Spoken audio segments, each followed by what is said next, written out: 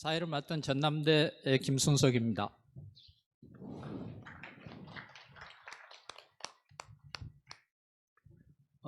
이 마스크를 발표하신 분은 벗고 하고 옆에 분 발표 안 하실 때는 쓰는 거로 저희 이 발표석에서는 그렇게 하기로 했습니다.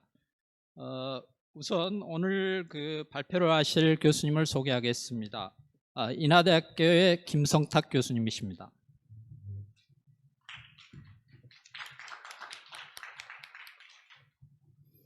자, 토론하실 교수님은 경북대학의 이상훈 교수님입니다. 다음으로 강원대학의 최문희 교수님이십니다. 이 발표 자료를 보고 개인적으로 굉장히 좀 부끄러움을 많이 느꼈는데요. 우리 김성탁 교수님께서 이 연세에도 불구하고 이렇게 무거운 주제를 그야말로 근본적인 검토를 해주신 것 같습니다. 어떻게 보면 아까 권재열 교수님이 발표하신 주제는 굉장히 강론 부분이고 지금 김성탁 교수님이 발표하실 부분이 우리 회사법의 근본 문제를 건드리는 총론 부분이어서 오늘 이 발표가 하나의 이 분야에 대한 우리 상법학자들의 많은 관심과 문제를 제기하는 그런 발표인 것 같습니다. 오늘 발표와 관련해서 제가 몇 년 전에 한국 거래소에서 해외 우리나라에 투자하는 기관 투자가들을 초청해 가지고 국제 세미나를 한 적이 있습니다. 한국 투자 활성화를 위해서. 근데 거기에 온 외국 펀드 매니저들 중에 홍콩에서 온 아시아 코퍼레이트 가버넌스 어소시에이션의 사무국장이 있었는데 그 친구가 무슨 불만을 얘기하냐면 자기들은 연기금 투자자로서 한국 시장에 오랫동안 좋은 주식에 대해서 투자하고 싶다. 그러나 한국 기업은 주주의 권리를 너무 쉽게 침해한다. 한국 기업에 투자하고 나면 주주의 의사와는 아무 상관없이 자기의 지분이 너무 쉽게 희석과 다이루션 된다 하는 그런 불만을 얘기하고, 또 한 가지는 한국 기업은 기업 지배구조 과정에서 자기 주식을 활용해서 기존 주주의 이익을 너무 쉽게 희생시킨다, 희석한다는 것입니다.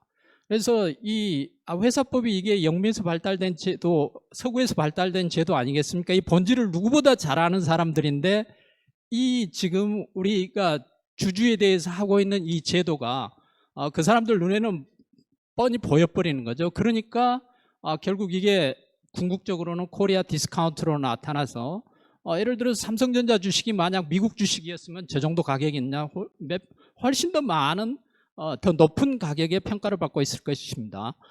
그래서 지금 그동안 우리가 회사법학에서 손대지 않고 있었던 주주 지분의 희석화 문제, 이 문제에 대해서 근본적인 논의를 하는 아주 좋은 발표인 것 같습니다. 오늘 교수님이 하실 주제가 경영권 변동식 피인수기업 주주 보호인데요. 자유론적 시각하고 규제론적 시각에서 어떻게 양자의 이익을 조화시키고 그 지배주주의 프리미엄을 어떻게 분배할 거고 여기에 관계되는 이해관계 충돌을 어떻게 조정해야 될 것인지 굉장히 고심 깊은 노작을 작성하신 것 같습니다. 발표는 우선 한 25분쯤 드리고요. 그 다음에 두 분 토론을 한 7분씩 이렇게 사용하시고 여기에 대해서 많은 질문들이 있으실 테니까 나머지 시간은 토론으로 활용하도록 하겠습니다. 그러면 교수님 발표를 부탁드리겠습니다.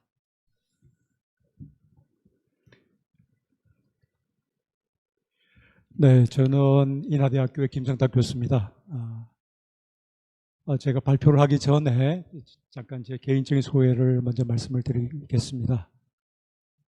제가 1992년도에 처음 상사법학회에 들어왔습니다.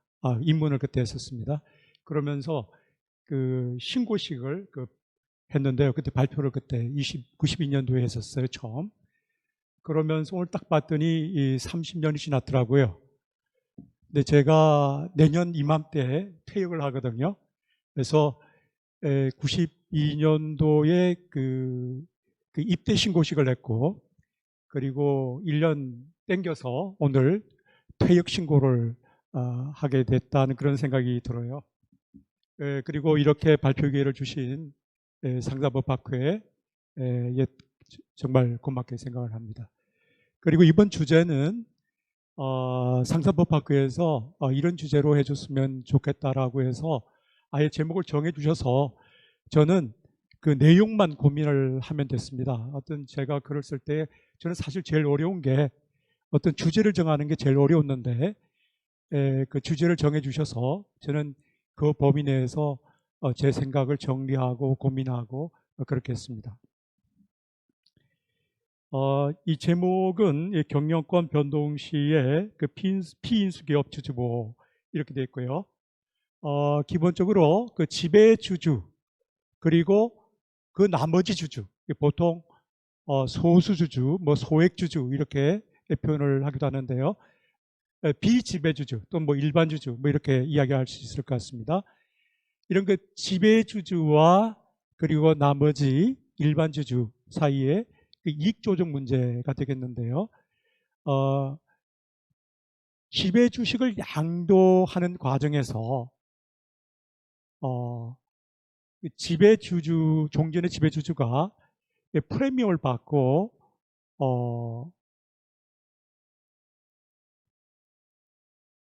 그 거래가 이루어집니다. 흔히 그걸 지배지분 거래 뭐 이렇게 표현을 하기도 하는데요. 그런데 우리나라 그 M&A 수단 중에서 합병이라든지 영업 양수도라든지 이런 것보다도 실제 통계에 의하면 이 지배지분 거래가 훨씬 많이 이용되는 것으로 그렇게 나타나고 있습니다. 그 이유는 굉장히 간단합니다. 그 양도하는 쪽이나 양수하는 쪽이나 모두 이익이 되거든요. 지금 현행 우리나라 법제에서는 그렇습니다. 그런데 이 과정에서 일반 주주들은 철저하게 제3자적인 입장에 있습니다. 계약 당사자가 아니기 때문에 현재 우리 법에서는 이런 그 지분 거래를 철저하게 계약법적인 관점에서 다룹니다. 그렇기 때문에 그 일반 주주들은 그 과정에 전혀 자기들의 이익을 반영할 수 있는 기회가 없습니다. 이렇게 법적으로 처리하는 것이 과연 온당한 것인가라고 하는 것들이 그동안에도 오래전부터 논란은 있었습니다. 논란이 있었는데 그것이 법제로 반영된 단계는 아직 이르지 않았어요. 그런데 최근에 올 초에 그 대통령 선거가 있지 않았습니까? 그 대통령 선거 과정에서 그 윤석열 그 당시 대통령 후보 쪽에서 이 문제를 공약으로 제시를 했었어요. 지배주식을 양도하는 과정에서 발생되는 그런 경영권 프리미엄, 지배권 양도 프리미엄에 대해서 일반 주주도 참여할 수 있는 그런 방안을 강구하겠다라고 하는 게 공약 집에 있었습니다. 이번에 우리 상사법학회에서 하는 주제가 새 정부의 그 상사법 정책 아젠다라고 되는데 아마 그런 관점에서 이 주제를 다루게 되지 않았나 이렇게 생각을 하게 됩니다.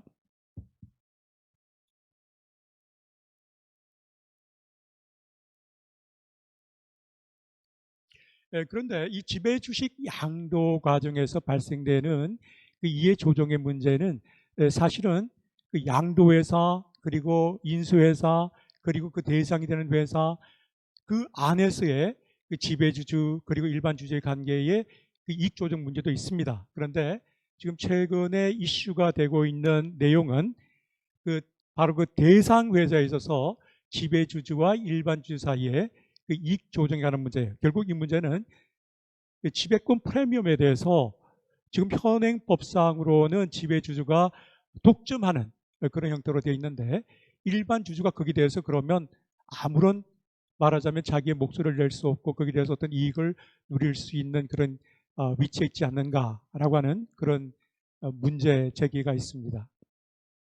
그런데 이 문제에 대해서는 근본적으로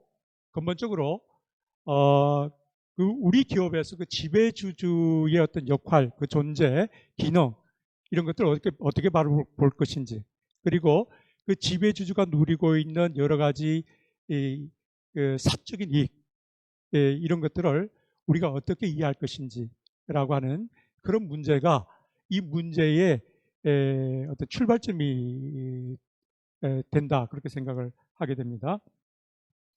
그리고 앞서 첫 번째에 그 우리 권지열 교수님께서도 뭐 주주의 비례적 이익 이 부분을 말씀하시는 걸 제가 뒤늦게 들었는데요.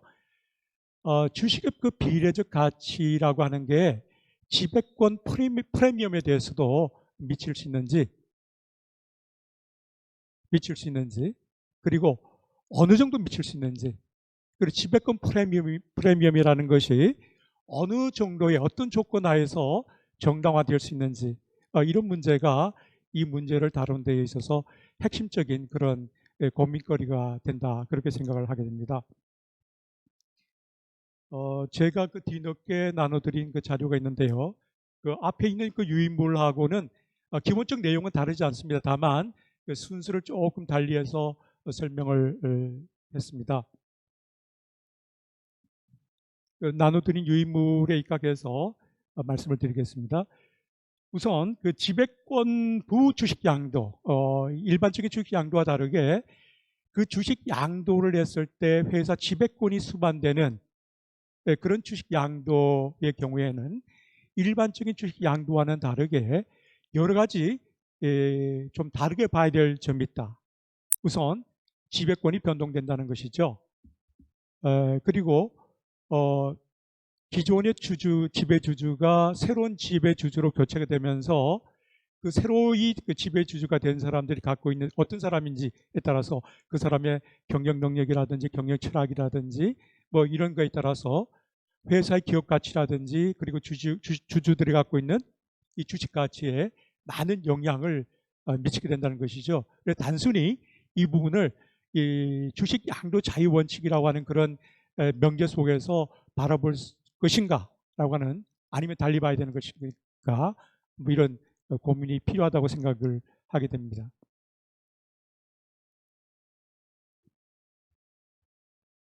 그리고 또 하나는 이런 지배주주가 존재하는 회사에서는 종전에 우리가 흔히 많이 고민을 했던 이사와 경영진과 주주와의 소위 이익상충 문제, 대리 문제, 이런 문제가 이제는 지배주주와 나머지 일반 주주와의 이익상충 문제로 바뀐다는 것이죠. 근데 현재 우리나라에서는 대부분의 기업들에서 지배주주가 존재하기 때문에 이런 우리가 전통적으로 생각했던 이사와 주주 그리고 회사와의 어떤 이익상충 문제도 물론 중요하지만은 이 지배주주와 나머지 일반 주주와의 그런 이익상충 문제가 훨씬 현실적인 문제가 되고 있다는 것입니다.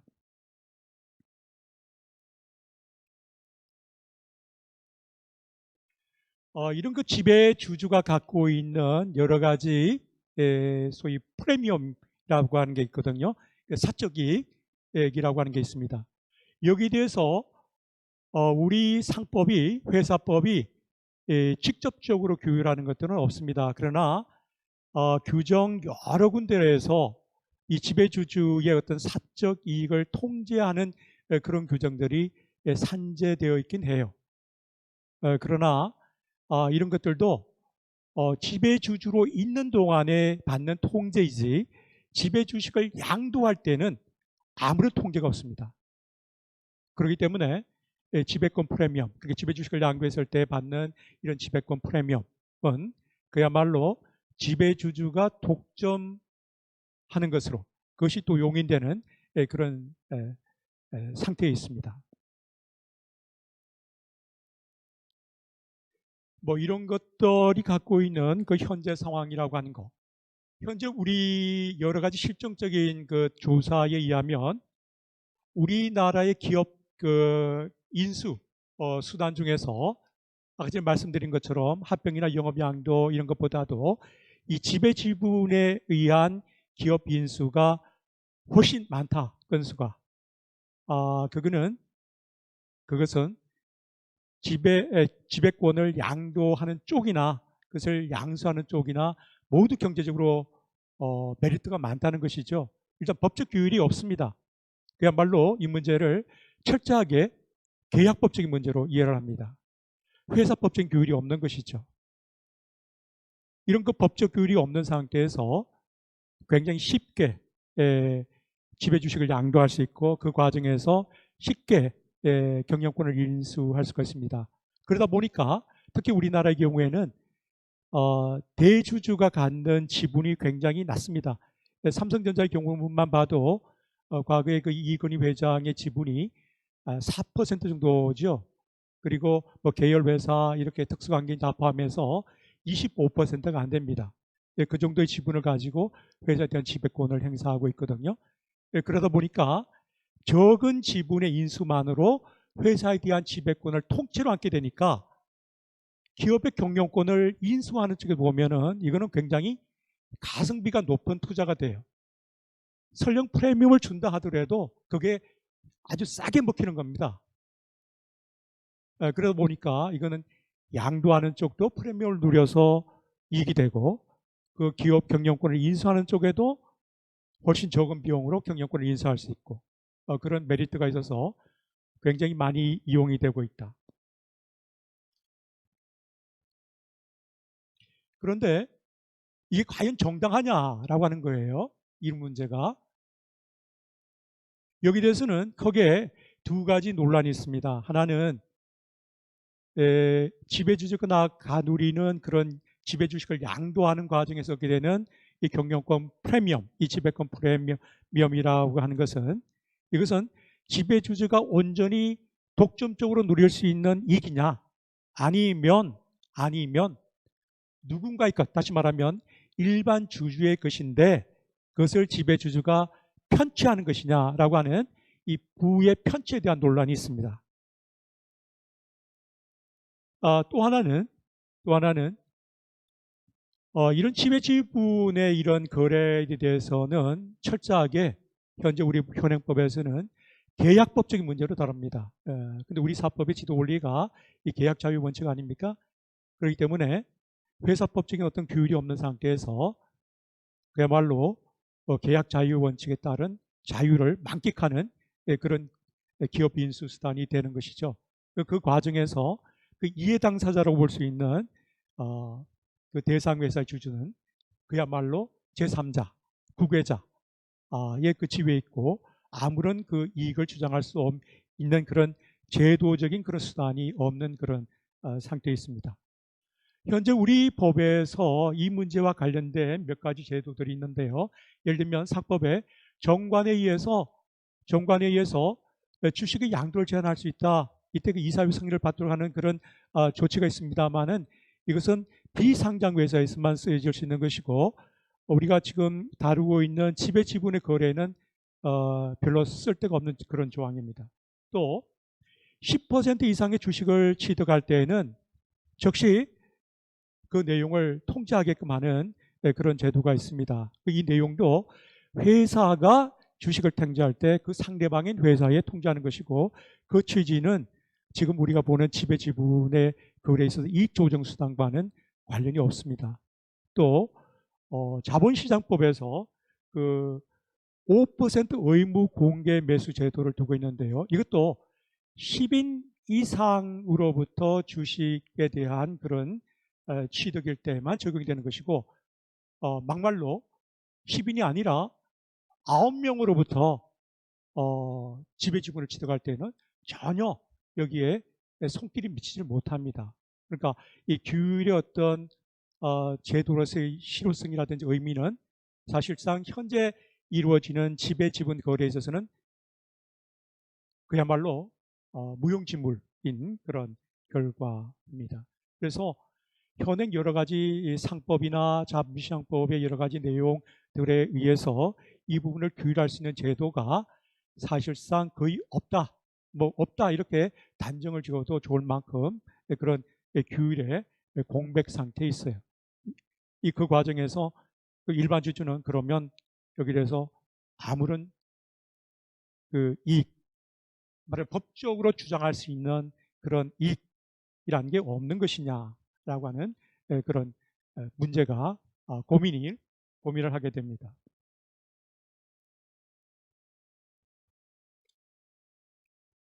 그래서 이 부분을 어떻게 해결할 것이냐, 그냥 현재대로 그냥 그대로 갈 거냐, 그야말로 자유론적인 입장에서 이 부분을 그냥 그대로 둘 거냐, 아니면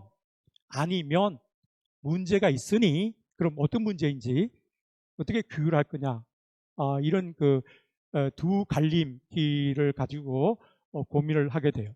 근데 이 문제를 찾는 그런 답을 구체적으로 정하기 전에 이 문제를 어떤 기본적 시각에서 볼 거냐라고 하는 그 점부터 좀 생각을 해봐야 될 것 같습니다. 그래서 우선 첫 번째는 이 부분에 대해서 현재와 같이 그냥 그대로 둘 거냐, 자유론적인 시각입니다. 지금 이런 시각은 미국이 기본적으로 이런 입장입니다.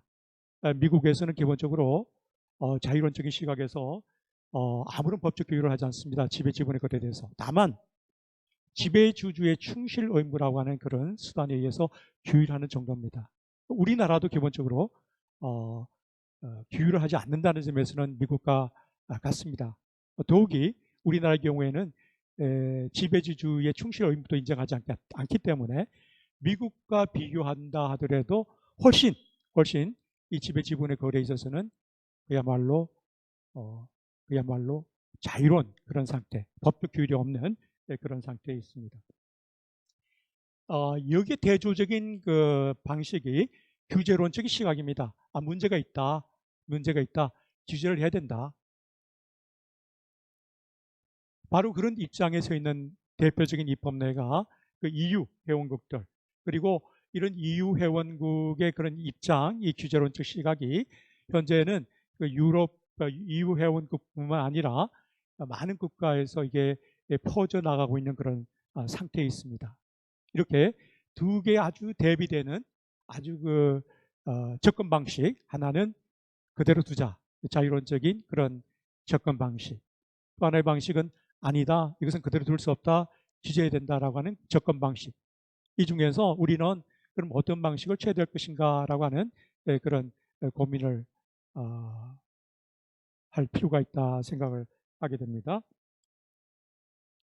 그런데 아마도 제가 많은 교수님들한테 물어보진 않았습니다만은 현재대로 가자라고 하는 그런 자유론적 시각도 여전히 있을 거라고 생각을 해요. 근데 그 이유는 뭐 제가 짐작하기로는 이거는 아마 회사법의 어떤 역할을 뭘로 볼 거냐라고 하는 그런 근본적인 문제에서부터 시작해서 이 국가와 시장 이 관계를 어떻게 볼 거냐, 뭐 이런 문제에 대한 이 기본적인 관점, 철학, 이게 아마 세계관 이런 것들이 교수님들이라든지 이런 많은 분들의 생각이, 기본적인 시각이 다를 거라고 봐요. 그리고 이 지배주주의 존재를 어떻게 바라볼 거냐, 이 부분에 대한 인식도 많이 다를 거라고 봅니다. 규제를 하게 되면 결국 기업 인수가 상당히 위축될 거 아니냐. 그 결국 전체적으로 본다면은 당장 어떤 주주에게 이익이 갈는지 모르지만은 거시적으로 본다면 이게 반드시 이익이 될까? 이런 의문 제기도 있을 수 있을 것 같아요. 또 하나는 이 회사법적인 규율은 주로 합병이라든지 이런 소위 말하는 단체법적 규율, 이런 조직법적인 관점에서 규율을 하는 것 아니겠습니까? 그런데 지배지분의 거래의 경우는 철저하게 단체법적이라든지 조직법적인 관점보다는 거래법적인 성격이 매우 강하거든요. 근데 이거를 조직법적인 규율에 편입을 시킬 것인가라고 하는 그런 문제 제기도 있을 것 같아요. 그래서 그냥 이대로 가자, 이 자유론적 시각도 충분히 있을 것 같아요. 근데 저도 생각을, 이 논문을 쓰는 과정에서 생각이 왔다리 갔다리 했습니다. 그래, 자유론적 시각이 맞아. 그러다가 아니야, 규제해야 돼. 많이 흔들렸어요, 제 개인적인 생각이. 그런데 지금 지금 이 시점에는 규제론적 시각으로 가야겠다라는 생각을 현재는 갖고 있습니다. 그 다음에 이 지배주주라고 하는 게 엄연히 존재하는데, 그리고 지배주주라는 게 왜 있겠습니까? 이 프리미엄이라는 게 있기 때문에 지배주주라는 게 있고, 바로 그 맛 때문에 지배주주로 존재하는 거 아닙니까? 소위 사적 이익이라고 합니다. 이 사적 이익, 이걸 어떻게 바라볼 거냐는 거예요. 이걸 꼭 나쁜 거로 볼 거냐, 아니면 어쩔 수 없는 걸로 우리가 수용할 수밖에 없는 필요악으로 보고 적절한 통제를 할 거냐라고 하는 그런 기본 시각부터 우선 한번 생각해 봐야 될 것 같아요. 시간이 이렇게 왔습니까? 제가 시간 조절 못했네요. 빨리 해야 될 것 같습니다. 벌써 제가 해야 될 시간이 제가 그냥 빨리 요점만 이야기해서 그냥 하고 토론자 교수님들에게 시간을 더 많이 배정한 것으로 그렇게 하겠습니다. 그럼 빨리 요약해서 말씀을 드리겠습니다. 이 지배권이 갖는, 지배주주가 갖는 양면성이 있다. 순기능과 역기능이 있다.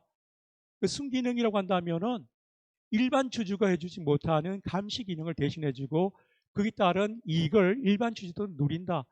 거기에 대한 보상. 세상에 공짜가 어디 있습니까?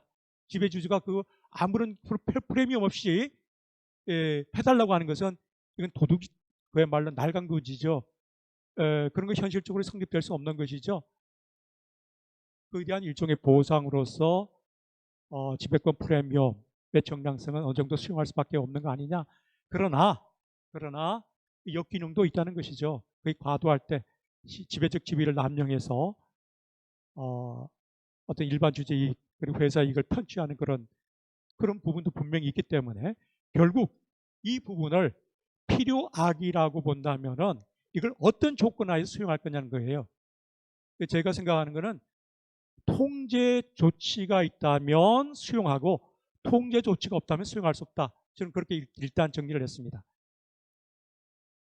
그런데 지배주주로 있는 동안에는 어느 정도 직접적인 것은 아니지만은 통제장치가 어느 정도 있습니다. 회사법에. 그런데 지배주식을 양도할 때는 아무런 통제수단이 없어요.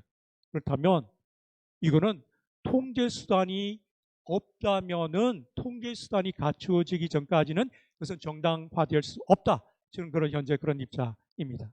그렇다면 통제수단을 갖춘다면 정당화될 수 있겠죠.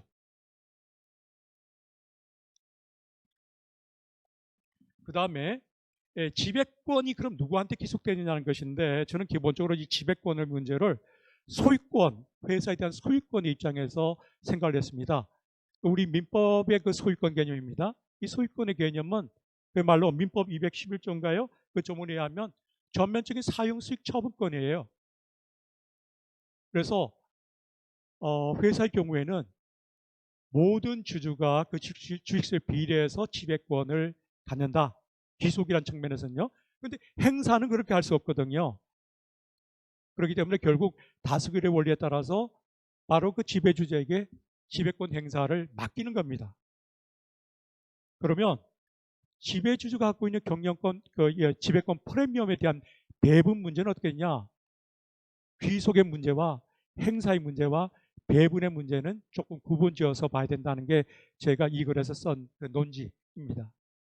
귀속은 모든 주주에게 비례적으로 귀속되지만 행사는 지배주주가 단독으로 할 수밖에 없다. 그러나 그 지배권의 프리미엄의 이 배분에 관해서는 지배주주와 일반 주주 간의 적절한 차별은 인정해야 되지 않을까라고 하는 게 제 생각입니다. 그 다음에 다른 여러 가지 기업 인수수단, 특히 영업 양수도와 비교한다면은 지배지분 거래의 경우에는 상당히 유사한 점이 많습니다. 하나는 영업에 대한 소유권이 넘어가는 것이고 하나는 회사에 대한 지배권이 넘어가는 거예요. 다만 차이점은 분명히 있어요. 뭐냐? 합병이라든지 영업 양도의 경우는 그 거래 주체나 당사자가 바로 회사 그 자체예요. 그런데 지배지분의 거래의 경우에는 회사가 아니라 바로 지배주주 그 자신이거든요.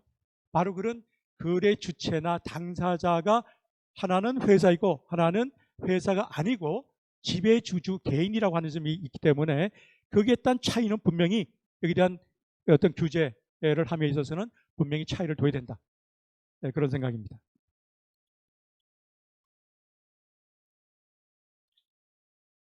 그 다음에 이런 지배지분에 대한 그 지배권 프리미엄에 대한 그 규율을 할 때에 그럼 이 규율을 통해서 얻고자 하는 목표가 뭐냐는 거예요. 간단하게 요약하면 두 가지입니다. 하나는 지배주주와 일반 주주 사이 이익을 적절히 밸런스를 맞추는 거예요. 그렇다고 해서 똑같이 보자는 건 아니에요. 제 생각은. 또 하나는 이 기업 인수 제도가 갖고 있는 여러 가지 사회적인 유용성이 있습니다. 사회적으로 한정된 자원이 유능한 경영자에게 모이게 하는 그런 기능이 있거든요. 그런 기업 경영권 인수, 기업 인수 이 제도에 갖는 사회적 효용성을 저해하는 그런 제도이어서는 안 되겠다. 그걸 촉진하거나 적어도 그것을 방해하는 그런 제도는 지나치게 규제를 해서 그것을 방해하는 그런 제도는 되어서는 안 되겠다. 그렇습니다. 그 다음에 이걸 구체적으로 그러면 어떻게 법제화할 거냐는 건데요. 우선 이때 그 규율의 대상이 되는 것은 지배권이 따르는 주식 양도입니다. 그럼 이 지배권이라고 하는 개념을 정해야 되는데요. 이건 결국 이 주총회를 지배하고 이사회를 지배할 수 있는 힘이 바로 이 지배권이거든요. 그러니까 이것은 결국 이 주총회 결의 요건과 결부지어서 봐야 될 겁니다. 그래서 이때 그 정량적 기준만 기준으로 할 거냐 아니면 정성적 기준까지도 포함할 거냐라고 하는 여러 가지 방안을 두고 여기서 고민을 했던 내용이 자료에 있고요. 그 다음에 주식 양도 유상 거래의 경우에만 한정된다라고 하는 것이고요.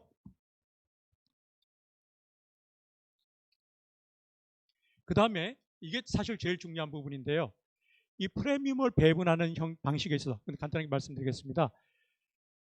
독점 모델이냐, 지금 미국 같은 경우가 독점 모델입니다. 지배주주가 그야말로 독점하는 것이죠. 그 no sharing 룰이라고 합니다. 비공유의 원칙. 지배주주가 독점하는 겁니다. 그런 독점 모델이냐, 아니면 공유 모델이냐, 이 공유에도 지배주주가 일반 주주가 똑같은 조건으로 참여하는 그 균일 모델이 있고 또 하나는 차별 모델이 있어요. 균일 모델의 대표적인 방식이 이 공개 매수, 의무 공개 매수 제도입니다. 차별적인 그런 접근 방식은 공유는 하되 지배주주와 일반 주주 사이의 그 차별을 어느 정도 수용하는 그런 방식이 매수 청구권 방식, 주식 매수 청구권 방식인데요. 한 가지 여기서 주식 매수 청구권이라고 하는 것은 합병이라든지 영업 양도에 인정되는 주식 매수 청구권하고는 다릅니다. 합병이나 주식 영업 양도의 경우에 인정되는 반대주의 주식 매수 청구권이라고 하는 것은 바로 그 회사에 대한 주식 매수 청구권이거든요. 근데 여기서 시간이 많이 지나 빨리 끝내겠습니다. 여기서 매수 청구권이라고 하는 것은 지배 주식을 인수하는 사람에 대한 매수 청구권이 되겠습니다.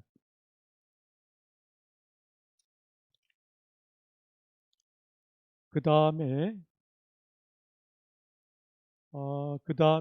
이런 그 제도에서 저는 기본적으로 차별적인 그 공유 방식, 매수 청구권, 그러니까 인수인에게 그 일반 주주들이 매수 청구권을 행사하는, 그리고 지배주주와 일반 주주 사이에 차별을 인정하는 그 방식이 비교적 규율의 목적을 균형적으로 달성하는 데 유용한 게 아닌가라고 하는 그런 결론을 잠정적으로 취했습니다. 나머지 내용들은 쭉 있는데요. 제가 너무 시간을 많이 뺏었기 때문에 이 정도로 제 중요한 내용 일단 말씀을 드렸기 때문에 이 정도로 하겠습니다. 자, 박수로 좀 환영해 주시기 바랍니다. 복잡한 내용인데 너무 시간을 적게 들여 죄송합니다. 그러면 이어서 이상훈 교수님의 토론을 듣도록 하겠습니다.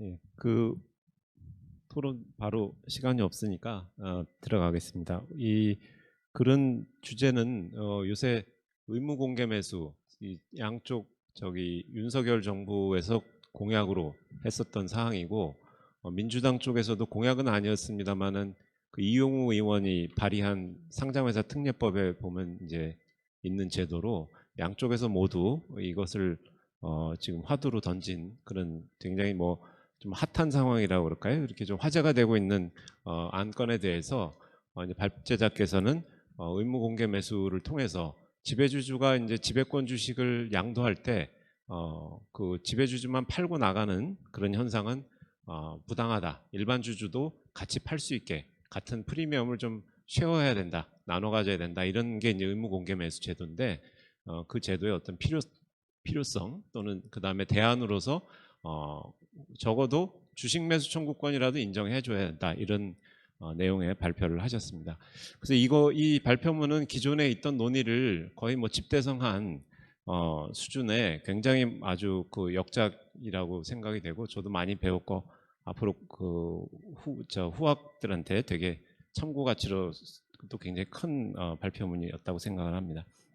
그래서 이제 저는 그 내용에 대해서는 그 훌륭한 내용을 잘 논리적으로 해주셨기 때문에 세세한 것보다는 이제 시간도 있고 저는 이제 기본적으로 그러니까 주주의 비례적 이익을 의무화하는 것으로 해결을 해야지 이런 식으로 땜방식으로 저기 물적 분할할 땐 무슨 법 만들고 이거 할 땐 또 무슨 법 만들고 이런 식으로 하는 거는 막을 수가 없다. 손으로 물을 떠올리는 거나 마찬가지다. 그리고 효과도 바람직하지 않다. 이런 입장이어서 기본적으로 저는 이제 의무 공개 매수 도입에 대해서는 좀 반대하는 시각을 가지고 있습니다. 물론 땜빵이기 때문에 적절치 않다는 것뿐만 아니라 이 제도 자체가 굉장히 좀 문제가 있다. 이런 입장이어서 제의 뭐 비판은 뭐 발표자 개인에 대한 어떤 내용이라기보다는 이 이론을 주장하는 도입을 주장하는 뭐 정치권도 그렇고 학자분들에 대해서 일반론적인 이제 비판이다. 그래서 그걸로 토론을 삼겠습니다. 몇 가지 제가 이제 뭐 이유를 대라고 그러면 저는 많이 될 수 있을 것 같은데 시간상 몇 가지 되는 범위 내에서 말씀드리겠습니다. 우선 첫 번째 이게 재작년에 문제가 됐던 거는 이제 한샘 사안에서 이제 문제가 됐죠. 한샘의 지배주주가 자사주 포함하면 순지분율이 대략 한 30% 됐습니다. 그거를 IMM이라는 펀드한테 그 조 회장님이 팔고 나가는데 그러니까 나머지 70%는 이제 거래소에서 상장이 돼 있는 거고. 근데 얘를 뭐 쉽게 하기 위해서 30주, 70주라고 이렇게 하겠습니다. 근데 이 70주는 거래소에서 주당 10,000원에 거래되고 있었습니다. 근데 IMM이 이 30주 컨트롤 블락을 사면서 2만 원을 계약을 했습니다. 프리미엄 100%였던 거죠. 그래서 그 사안이 되면서 이제 일반 주주들이 특히 그 2대 주주에 이제 외국계 펀드가 있었는데 외국에서 글로벌 스탠다드랑 너무 안 맞다. 일반 주주는 뭐냐 이게. 이렇게 이제 문제 제기를 하면서 사회적 공분을 얻어서 결국 공약에까지 들어가게 된 과정입니다.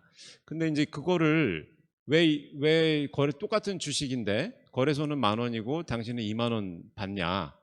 불공평하다. 이거를 다 똑같이 2만 원 받게 하자. 이제 이런 논리인데 이건 좀 저는 공산주의 발상 아니냐. 네. 그 시장에서 이 IMM이 70주가 시장에 돌아다니는데 자기가 30% 가지고 싶으면 시장에서 10,000원 주고 사면 됐죠. 근데 왜 안 했겠습니까? 그걸 사면은 그 30만 원에 못 사거든요, 그게. 그러니까 그 지배주주한테 더 30만 원보다 훨씬 비싼 60만 원을 주고도 사는 게 낫다고 본 거거든요. 그러니까 우리가 이제 비유를 들면 강남의 아파트 프리미엄 주고 비싸게 사는 건 다 그만한 이유가 있는 거 아니겠습니까? 그거를 다른 지역하고 왜 그렇게 차이가 나냐고 똑같이 다 아파트 균일까 이렇게 하는 게 말이 안 되듯이 이거는 뭐 법 이론을 떠나서 시장에서 어련히 그걸 그렇게 주고 살 때는 그만한 이유가 있는 거다. 그래서 그거를 법으로 억지로 다 똑같은 가격으로 하고 다 사라. 강남의 아파트 하나만 사고 싶은데 옆에 것도 다 사라. 이렇게 하는 거는 좀 합리성을 인정하기 어렵지 않냐. 네. 참고로 저는 뭐 무주택자입니다. 강남에 뭐 그런 건 아니고요. 그래서 그 비율을 그렇게 이제 들었습니다. 그래서 이 살만하니까 경제 논리를 무시하고 만드는 거는 좀 적절치 않다. 이게 이제 첫 번째고요. 그러면 프리미엄이 그럼 왜 생겼겠느냐? 그 상법 원리적인 관점에서 접근을 해야 된다. 이거는 이제 일반적인 설명은 주주의 충실 의무, 주주에 대한 충실 의무, 주주의 비례적 이익 보호 의무가 미흡한 나라일수록 프리미엄이 크게 측정된다는 게 이제 통상적인 연구 결과입니다. 뭐 그것도 연구에 따라서는 또 결론이 달라질 수 있겠지만 현재까지 주류적인 거는 그걸로 알고 있습니다. 그래서 연구 결과에 따르면 미국이 가장 주주의 비례적 이익 보호가 가장 강한 미국이 경험적으로 보면 프리미엄이 제일 적게 확인이 된다고 그러고요. 지배주주가 팔고 당할 때. 그다음에 우리나라 그 대척점에 있는 우리나라는 당연히 세계 최고 수준의 컨트롤 프리미엄이 측정이 되는 나라입니다. 뭐 심지어 아까도 저는 100%까지 나오는 나라고. 그러면 그 프리미엄을 그렇게 받는 게 싫다면 그런 프리미엄이 안 생기도록 평소에 주주의 비례적 이익을 지키도록 해서 아까 김수석 교수님 말씀하신 대로 주식 가지고 있다 보면 어느 순간 내 지분율이 작아지고 주식 가치가 훼손되는 그런 일이 없도록 하면 저절로 이 프리미엄이 크게 차이가 날 일이 이제 없어질 텐데 그게 이제 원인적인 처방이다. 그러니까 비유를 든다면 우리가 고등학교 때 3년 동안 공부를 하나도 안 하면 그 3년의 기간 동안 공부를 안 하면 마지막에 시험 못 보는 건 너무 당연한 건데 시험 결과 그 3년을 어떻게 살았는지에 대해서 우리가 관심을 안 가지고 시험 결과만 놓고 왜 이렇게 점수 차이가 나느냐 다 똑같이 만들어라. 이거는 그렇게 해가지고는 처방이 될 수가 없고 그렇게 한들 그 뒤에 오는 사람이 돈을 많이 지불하면 당연히 본전 생각이 나니까 또 자기가 지배주 되는 순간 그 프리미엄을 회수하려고 엄청난 또 착취와 더 그 악순환이 이제 되겠죠. 그래서 그거를 착취를 못하도록 막아놓지 않은 채 이런 식으로 접근하는 것은 상법의 우리 원리적으로도 좀 맞지 않다 이렇게 저는 생각합니다. 그다음에 이제 세 번째는 저는 이제 이게 나라마다 상황에 따라 틀린데 한국적인 상황에서는 이거는 사실상 포이즌 필을 부여하는 거랑 똑같다. 지금 25% 법안들 나오는 거나 공약들 보면 25% 또는 30%, 뭐 50% 이런 얘기 나오는데 25% 살려고 그러면 이렇게 돈이 많이 들어간다고 그러면 거의 지금 총수들 순지분율이 우리나라 3%, 4% 되는데 이제 경영권 방어비용 하나도 안 들고 완전 총수 보호법으로 이게 다 사란 얘기는 포이즌 필 준 거랑 똑같죠. 경영진에게. 그래서 이게 한국에서는 특히 우리나라처럼 지배주주가 공고한 체제가 다수인 나라에서는 이거는 굉장히 부작용이 많다. 물론 분산 소유 구조라고 그러면 의무 공개 매수가 훨씬 더 적합하다고 봅니다. 왜냐하면 지배주주 없이 쫙 흩어져 있는데 모래알처럼 뭉쳐지지 않는 주주들을 상대로 공개 매수해서 대충 한 30%만 사버리면 나머지 70%의 주주들의 주주 가치는 굉장히 가치 디스카운트가 생기기 때문에 그런 경우에는 이제 그 코얼션이라고 그러죠. 이렇게 압박해서 주주들 한 번에 팍 쳐가지고 소수만 따먹어가지고 다 지배하는 그걸 막기 위해서는 이제 분산 소유 구조라고 그러면 의무 공개 매수가 실효성이 있고 미국의 경우에 아시겠지만은 판례들 보면 피두셔리 듀티로 주주의 충실 의무가 아니고 주주에 대한 충실 의무 개념으로 이렇게 투스텝 머저 할 때 반드시 올 쉐어에서 모든 주식을 다 사도록 의무 공개 매수를 하는데 그건 규정이 없어도 주주에 대한 충실 의무가 있으면 저절로 그게 시키지 않아도 본인들이 그렇게 알아서 할 건데 그렇게 나가는 게 바람직하지 않겠냐 이렇게 생각을 합니다. 이상 마치겠습니다. 자, 이어서 최문임 교수님 토론을 듣도록 하겠습니다. 안녕하세요. 최문희입니다. 제가 처음에 주제 제목을 받았을 때는 우리 흔히 회사법에 나오는 그 경영권 관련한 소수주주 보호 이런 걸 생각을 했었는데 그렇지는 않고 이제 새로운 우리 회사법에서 별로 다뤄보지 못한 그런 주제들을 다루고 있고요. 신정부 정책 공약에 나와 있는 것이 구체적으로 어떤 걸 말하는지 잘 몰랐는데 많이 배웠습니다. 아마도 이게 방대한 건데 우리가 제도를 설계하는데 많은 시사점을 주는 그런 발표입니다. 경영권 프리미엄 제도에 대한 설계는 뭐 두 분께서 이제 말씀을 하신 거를 종합을 해보면은 이제 기업 인수 제도를 그 사회적 효용성을 증대시키는 방향으로 갈 것이냐, 아니면은 지배주주와 일반 주주의 이익을 어떻게 균형시키는 그런 지점을 새로이 모색할 것이냐, 그런 이제 어려운 목표를 조정하는 것 같아요. 지금 여전히 어렵고 저만 해도 이제 오늘 이 주제를 보면서 그 KTX를 타고 오다가 오기 전까지만 해도 제가 대학원 때 배웠던 거는 이제 그냥 집에 경영권 프리미엄은 그냥 자유롭게 하고, 제가 배운 이제 미국 법의 그 회사법의 그 지식하에서는 그렇고 이게 무슨 규제가 필요할까? 이런 생각을 하다가 기차를 타고 오다가 그 사이에 우여곡절을 겪으면서 약간 규제를 해야 되는 거 아닌가 이런 생각으로 바꿨습니다. 그래서 이제 몇 가지 그 설계와 관련해서 말씀해 주신 거 관련해서 좀 질의를 드리고 좀 기초적인 질문도 하고 그렇게 하도록 하겠습니다.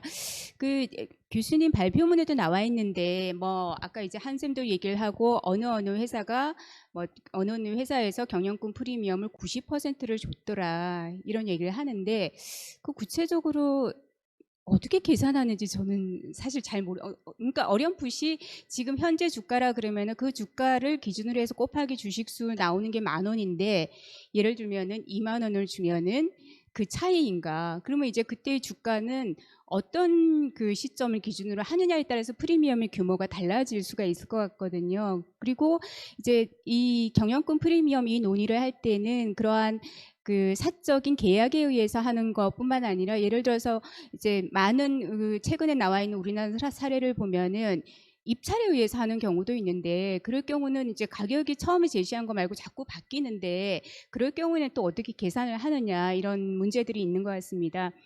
그 다음에 왜 문제가 되는가 두 분께서도 말씀해 주셨지만 지배권자의 사적 이익, 프라이빗 베너핏 때문이다라고 하는데 저는 이제 그 처음에 그 주주별로 예를 들어서 누구한테는 100원에 사고 누구한테는 90원에 살 수 있다면은 왜 블럭으로 사는 것은 왜 문제가 되느냐 이런 그 생각이 들 수가 있는데 이거는 이제 보통의 주식량도 우리 법에 나와 있는 주식량도하고는 다르다라고 하는 것이죠. 그러니까 그렇기 때문에 지배권 프리미엄을 공유해야 된다는 것이고 그래서 규제가 필요하다는 규제론적 입장에서는 아까도 말씀해 주셨지만 대개는 지금 현 지배주주가 사적 이익을 갖고 있고 그 다음에 사려고 하는 인수자 측에서도 그 사적 이익이 더 있을 것이다 라고 하는 예상하에 이러한 거래를 하는 것이다. 그래서 규제가 필요하다라고 하는 그런 입장인데 근데 또 다른 한편으로 생각해 보면은 사실은 꼭 그 사적 이익을 하고 하는 건 아니거든요. 이제 경영권 프리미엄이 있다 그러면 그거는 내가 이사도 선임할 수 있고 무슨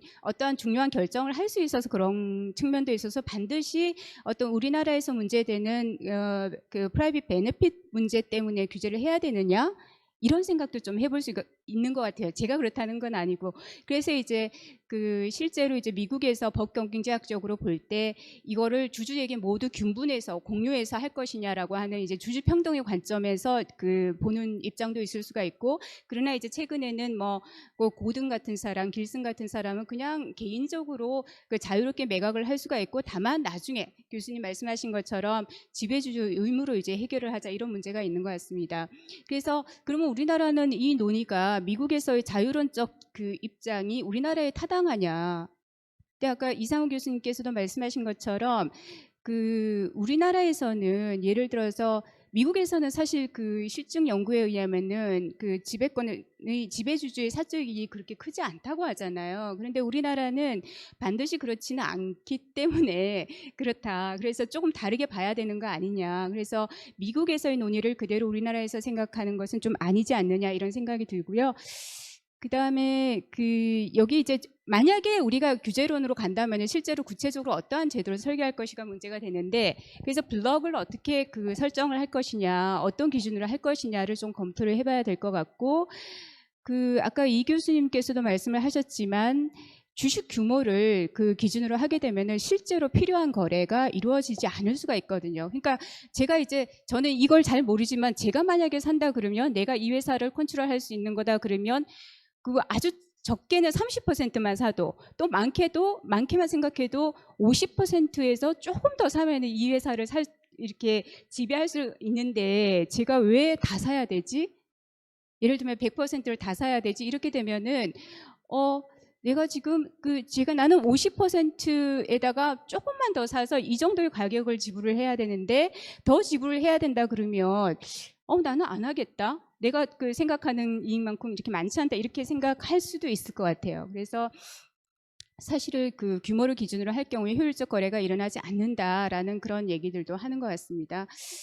그다음에 그리고 이제 전제를 보면은 미국에서 그런 사전적으로 뭔가 규제를 할 때 그러면 어떤 제도를 도입할 것이냐라고 하는데 하기는 굉장히 좀 어려울 것 같아요. 예를 들어서 그 경영권 프리미엄에 대한 규제는 사실은 아까 제가 말씀드린 것처럼 그 프라이빗 베네핏을 목표로 해서 하는 경우도 있지만 그렇지 않은 경우도 있기 때문에 지금 사전적 관점에서는 그것이 어떤 경우인지를 잘 모르잖아요. 저 사람은 무능할 것 같은데 저 사람은 이익을 착취할 것 같은데 그걸 사전적으로 알기는 굉장히 어려운 거다라는 그런 생각도 해볼 수 있을 것 같아요. 그래서 그 일반 주주 보호를 위해서 의무 공개 매수 말고 여러 가지 이제 생각을 해볼 수가 있는 게 뭔가 이상하면 거래 무효를 한다거나 지배주주의 충실 의무 그리고 손해배상을 한다거나 하는데 이것도 그렇게 해서 어떠한 손해를 주주가 입는지 이런 것도 굉장히 측정하기가 어렵고 그다음에 주식 매수 청구권을 이제 대안으로 이제 주셨는데 이거는 지배주주와 일반 주주 사이의 차별적 취급을 인정하는 것을 전제로 하는 것 같아요. 아까 이제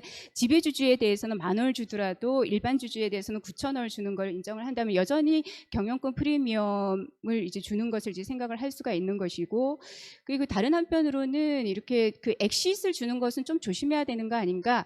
그러니까 왜냐하면 비용이 많이 들어서 아까 얘기한 것처럼 실제로 필요한 그러면 난 거래 안 하겠다 이런 그 유인을 많이 주는 것 같아요. 그리고 실제로 이게 이제 공개 매수처럼 하지 않으면은 우리 왜 상법의 지배주주의 매도 청구권처럼 그 지배주주와 소수주주 사이 개인적인 거래로 이루어진다 그러면 그 제도를 설계하는 것을 어떻게 할 것이냐 그런 그 구체적인 검토해야 될 점이 많이 있는 것 같습니다. 네, 감사합니다.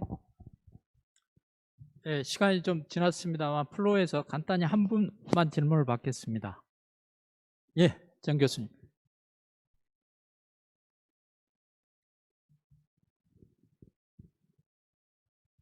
예, 성균관대 정경인 교수입니다. 김승탁 교수님 발표 잘 들었고요. 두 분 토론 잘 들었습니다. 많은 공부가 되었고요.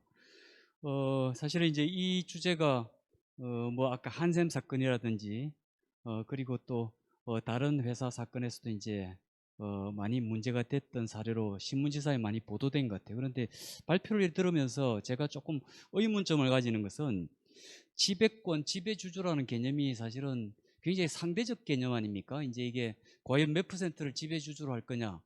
이제 이런 게 당연히 문제가 되고 회사마다 다 다를 수가 있고 이제 나머지 이제 주주들의 2대 주주, 3대 주주의 어떤 그런 포션에 따라서 달라질 수 있는 개념인데 그걸 이제 지배권이라는 개념으로 유형화시켜 가지고 논의하는 게 조금 막연하다라는 생각이 들었어요. 이제 그런 게 어디서 나타나는가 하면은 이제 거기에 대한 프리미엄의 기속에 대한 얘기로 놓으면서 회사 기속설, 주주 기속설이라는 표현이 나오면서 결국 그게 이제 회사가 소유한다라는 그런 표현도 나오고요. 그래서 제가 볼 때는 이게 사실은 이제 저는 이제 좀 법인의 원칙론적인 관점에서 본다면 회사는 소유의 대상이 아닌 것 같거든요.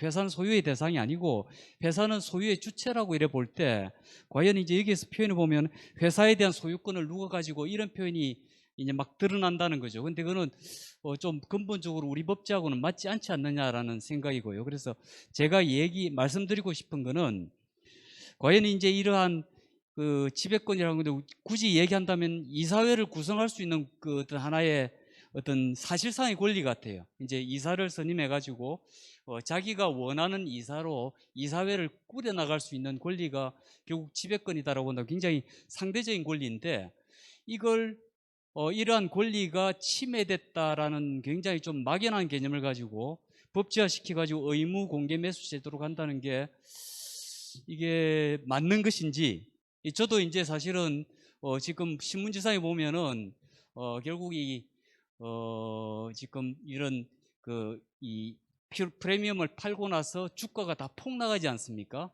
결국 이제 누구는 프리미엄을 챙기고 나머지 주주들은 피해를 보고 있기 때문에 여기에 대한 하나의 어떤 보호는 분명히 필요한 것 같은데 그 출발점을 이러한 지배권이라는 막연한 개념을 가지고 거기에 대한 구체적인 의무 공개 매수 제도라는 것으로 대응하는 것이 맞는 것인지라는 것에 좀 의문을 제기하고요. 오히려 그것보다는 미국 법처럼 지배주주의 충실 의무로 가가지고 하는 것이 조금 더 이 추상화된 논의를 좀 더 쉽게 해결할 수 있는 그러한 방법이 아닌가라는 생각을 하고 있습니다. 이제 발표자께서 어떻게 생각하시는지 의견을 잠시 들어보고 싶습니다. 네, 김성탁 교수님 전부 모아서 그냥 간단히 좀 부탁드리겠습니다. 네, 제가 소리가 막 울려서 정확하게 캐치를 잘 못했는데요. 제가 이해한 것만 말씀을 드릴게요. 우선 지배권은 상대적입니다. 네, 회사마다 회사의 지배 구조 그리고 여러 가지 상황, 여러 가지 복합적인 함수에 따라서 단순히 지분율만 갖고는 지배권이 있다 없다 이렇게 판단하기는 어려운 건 맞고요. 그런데 그럴 때 그 지배권에 대한 개념을 이 규율의 어떤 대상을 정하기 위해서 뭐 여러 가지를 고려해야 될 겁니다.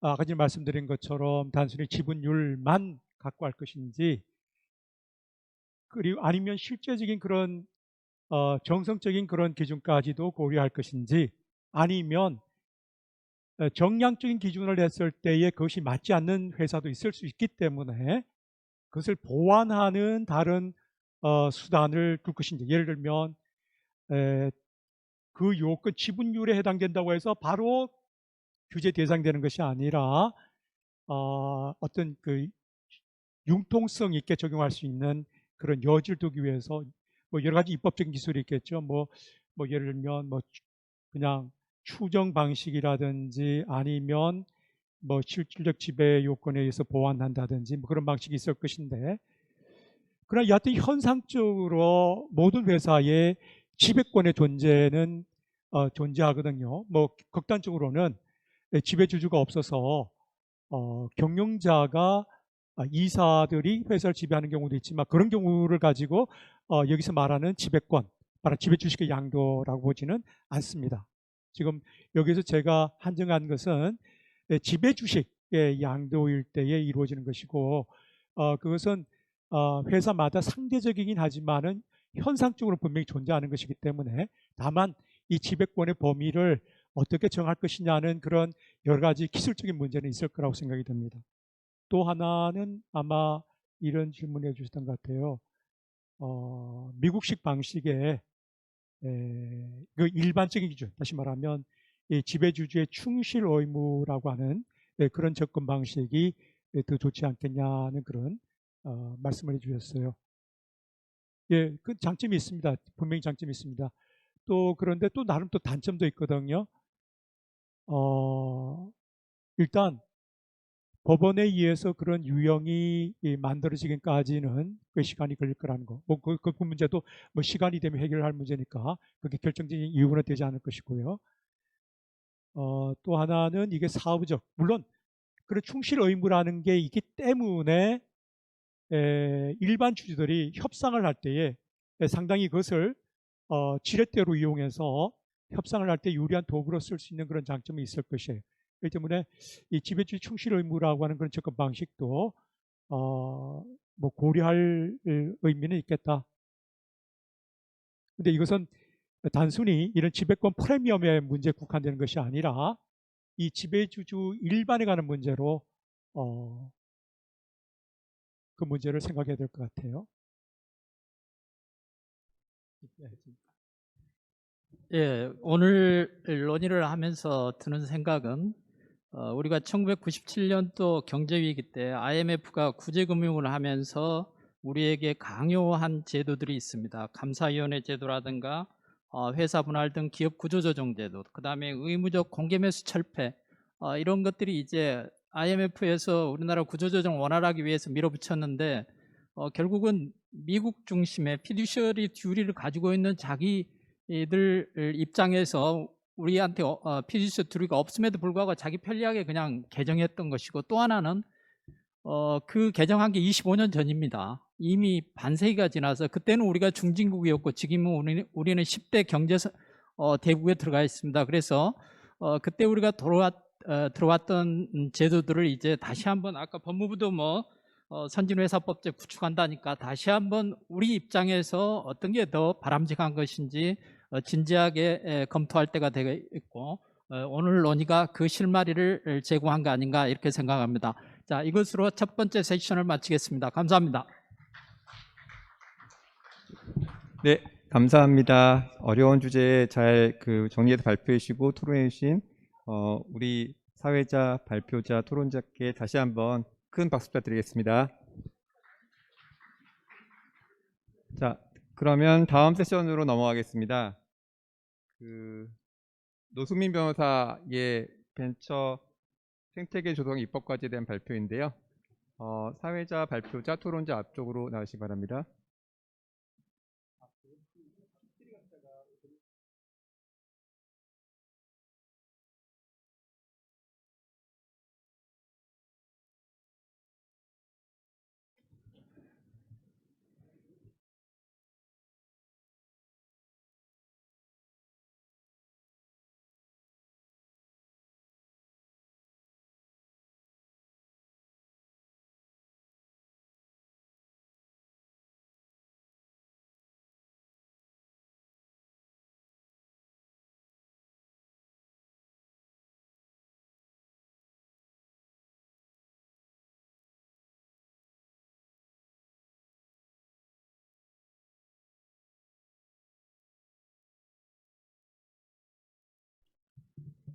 예, 안녕하십니까. 이번 주제 사회를 맡은 김재환입니다.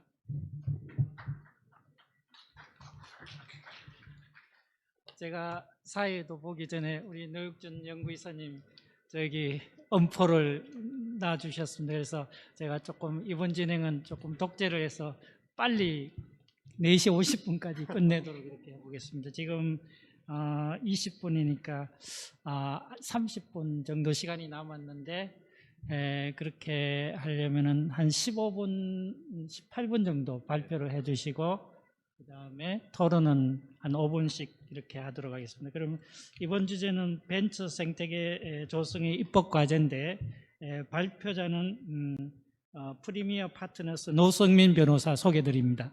네, 노승민 변호사 인사하십시오. 네. 그 다음에 토론은 오늘 최수정 연구위원이 오시기로 하셨는데 아침에 너무 급하게 회사 일이 생긴 모양입니다. 그래서 또 대신 우리 김은정 한국거래소 상장제도팀 차장님이 대신해 주시기로 하셨습니다. 소개드립니다. 그 다음에 이 노미리 교수님은 잘 아실 것입니다. 동아대 노미리 교수님 소개드립니다. 그럼 우리 노승민 변호사님 준비되시면 한 15분 정도 발표 듣도록 하겠습니다. 네, 안녕하십니까. 오늘 토론 주제에 대해서 발표를 맡을 프리미어 파트너스라는 펀드 운용사에서 재직하고 있는 노승민 변호사입니다. 안녕하십니까. 네, 저희 회사는 벤처 투자 조합 그리고 이제 경영 참여형 PEF, 지금 이제 기관 전용 PEF를 운영하고 있는 회사인데요. 저는 이쪽 업계에 온 지 이제 8년 정도가 돼서 최대한 실무적인 측면에서 어떤 것들이 있는지를 한번 말씀드리고 또 이 새로운 정부 내에서 벤처 생태계가 더 활성화될 수 있는 것들을 현황을 설명하고 제언 드릴 바를 말씀드리도록 하겠습니다. 크게는 목차로는 현황 점검을 하고 활성화 위에 필요한 제언을 할 건데요. 먼저 압축적으로 살짝 요약해서 말씀드리면 결국 벤처 기업이 성장하는 데 있어서는 그만큼 펀드레이징이 잘 돼야 되고 유치된 자금을 바탕으로 우수 인재를 뽑아서 그 우수 인재가 오래오래 회사를 잘 다니고 또 개인적으로도 성장하고 그래서 회사도 성장하고 그다음에 결과적으로는 벤처 캐피탈이 투자한 투자금이 잘 회수되어서 전반적인 벤처 생태계가 선순환적으로 잘 이루어지는 그 선순환 과정이 필요합니다. 그 과정에서 현황과 제언 과제를 말씀드리도록 하겠습니다. 우선 첫 번째로 말씀드릴 거는 우리나라 대한민국의 유니콘 현황인데요. 일단 표를 보시면 아시겠지만 우리나라에 27개의 누적적으로 유니콘이 있었고 21년 말 기준으로는 현재 18개가 있습니다. 그 중에 이제 영업이익을 실제로 창출하는 기업은 6개고 그리고 벤처 기업 중에 창출하고 있는 데들은 4개입니다. 실질적으로 가상자산 거래소들이 예전에 17년도 이후에 벤처 기업 등록이 말소가 되었기 때문에 실질적으로는 화장품 제조사 그리고 O2O 플랫폼인 야놀자 그리고 의류 플랫폼인 무신사 이렇게 해서 총 4개가 이익을 내는 유니콘 기업이라고 보실 수 있을 것 같습니다. 그렇게 따지면은 18개 중에 딱 4개의 벤처 기업만이 이익을 내고 있는데요. 그만큼 참 이렇게 유니콘으로 뽑혔던 회사인데도 참 회사가 결국 영업이익을 창출하기엔 참 어렵다는 현실을 어떻게 보면 볼 수 있을 것 같습니다. 다음 장 넘어가면 국내 벤처 투자 현황입니다. 21년도에 총 7.7조 원이 신규로 투자가 됐습니다. 제가 처음에 16년도, 17년도에 이제 처음으로 신규 투자액이 2조를 넘었다라는 기사를 보고 저도 굉장히 신기했던 적이 있었는데, 그때와 비교해서 4년밖에 안 지났는데 벌써 신규 투자액이 3배가 증가를 했습니다. 신규로는 당연히 ICT 서비스, 유통 서비스, 그리고 미래를 담당할 바이오, 의료 섹터가 가장 3개가 핫한 분야였고요. 그만큼 신규로 투자할 그 펀드 재원이 마련이 돼야죠. 그래서 조합 결성 현황을 보시면 GP 측면에서는 이 벤처 펀드를 운영할 수 있는 그 벤처 캐피탈사가 꾸준히 증가하고 있습니다. 그래서 지금 현재 누적적으로는 거의 200여 개 회사가 됐고요. 그다음에 업력이 오래 하면서 리스크를 잘 매니지를 하고 꾸준히 성장할 수 있었던 회사들, 그런 대규모 벤처 회사들은 AUM을 늘리면서 굉장히 크게 성장을 하고 있습니다. 반면 LP 측면에서 말씀드리면은 21년 통계만 보시면은 신규로 펀드가 9조 원이 결성이 됐고, 운영되고 있는 조합 통계를 보시면은 현재 41조 원이 어디인가 벤처 기업에 투자가 돼서 현재 아직 회수 전인 단계로 운영되고 있습니다. 이만큼 41조 원이라는 금액은 사실 상당히 큰 금액이고, 9조 원이 신규로 결성되었다는 것도 매우 큰 금액인데요. 이만큼 21년도까지는 정말 말 그대로 벤처 투자 그리고 조합 결성의 최고의 황금기였던 것 같습니다. 그 다음 장 보시면 이제 결국 회수 쪽을 말씀드려야 되는데, 작년에 보시면 75개 건이 신규로 코스닥에 상장이 됐고, 그 중에 30개 기업들이 특례 상장 제도를 통해서 기술 특례 사업 모델, 성장성 특례, 이익 미실현 이 4가지 트랙을 통해서 상장을 했습니다. 그런데 22년 들어서는 최근에 다 아시겠지만 많은 기업들이 IPO를 공모 단계에서도 철회하고 또 심사 예심 청구를 한 다음에도 철회를 하는 기업들이 있어서 최근에는 또 많은 싸늘한 분위기를 느끼실 수 있을 것입니다. 그 다음 장을 보시면 이제 글로벌이 가장 유명한 투자사 중에 하나의 Y 컴비네이터에서 최근에 이렇게 어려운 그 벤처 투자의 겨울이 시작된 것을 하면서 이제 벤처 기업들한테 좀 워닝 플러스 조언을 주는 글을 잠깐 요약을 했는데요.